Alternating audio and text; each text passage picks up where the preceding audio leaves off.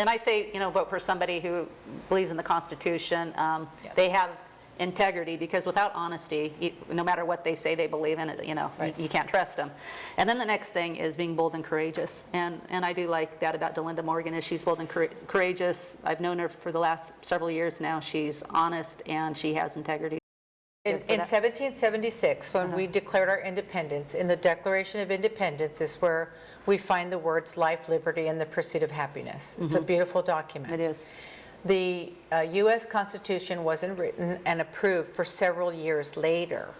And in the when I'm in an election running as a candidate, I want to be sure what I'm swearing to. Yeah. That I'm swearing to uphold, adhere to the U.S. Constitution. Yeah. So I would read it every day. I would read the Constitution and understand the words that our founding fathers were giving us as our compass, our moral compass, our guidelines.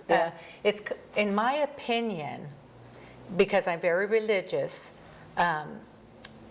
when you put God into any negotiation and you pray that you do the best thing, that you do the right thing, that you do what you can sleep at night thinking about what you've done, you're praying to God. God is helping you in the decisions that you make. That's how I feel. That's right. I don't force anyone or ask anyone to feel the way I feel. Yeah. All I ask is, please don't tell me how to feel. Yeah. That's personal. That's something that, even though you're a candidate, people can say, boy, I wish this would happen, or I wish that would happen. Yeah. But you better start thinking like this isn't something that anyone should be listening to. If you're running for office, you're running on your character, not that you're going to listen to that person that wants to be more important than anyone else. Yeah. And in a lot of ways, when all these situations are coming about, there's a lot of people that are not a minority that talk about discrimination. I'm almost 60 years old. I've never been discriminated against. People can only put upon you what you allow them to. I don't allow people to put their feelings on me and make them stick. It doesn't wear on me that way. I don't think about it. I was growing up, I really wanted to work at a bank. I didn't realize you had to be 18 to work in a bank, because you must be fingerprinted and bonded when you work in a bank. I still hold that as being my first job, my first good paying job. I did have other jobs before that. I've been working since the age of 14. Yeah. And it's my own choice. My parents actually didn't want me to work. They wanted me to stay home and, be spoiled. And I wanted to work. It was in me. I take pride in everything I do, and I wanted to build myself up to have my own credit card and to have my own personal financial balance sheet. The money that's been wasted, fraud, abuse, wastefulness, that's all happened right before our very eyes, and calling it research and development, calling it things where they can cover themselves up. I would sure like to know how many of those checks went to people who donated to campaigns. Who is getting that money? It's almost $500 million, and yet we don't have a good record of that. One example of what Obama did very early in his administration is cash for clunkers. Yeah. Okay. I didn't know about cash for clunkers. I thought it was someone getting a check for buying a new, more economical car. And I have a friend that's a car dealer, and I started talking to him about it. It messed up their system, didn't it? And he said, do you know that people brought in cars that were in good shape, that had good gas mileage, no wear and tear, nothing you could see?